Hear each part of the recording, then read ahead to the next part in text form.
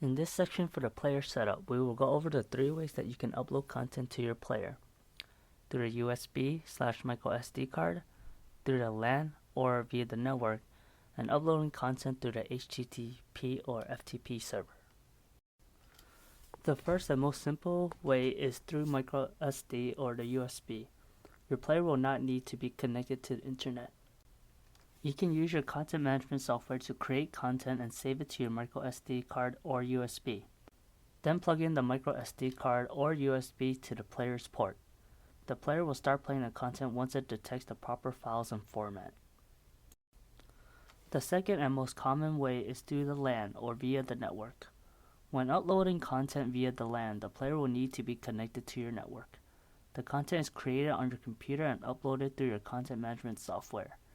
The player will save his content to his external memory and start playing when ready.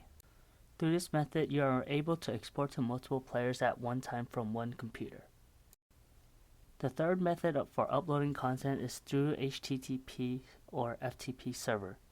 This is the most advanced method of uploading content and the method that will cost you money. The player must be connected to the internet. The content is created, saved, and uploaded to a web server or FTP server. The player is then configured to connect to the specific URL. Once connected, the player will download the playlist and the content will be saved to the internal storage. The player will recheck the web server periodically for changes. The player will re-download and update the playlist if it detects any changes. The last thing you want to check when you're setting up your player is the firmware. You always want to keep your firmware updated to the latest version to ensure smooth operations. There are 3 ways to do this. You can update via Synapse, USB, or REST API. For firmware, you can visit and download from support.idea.com.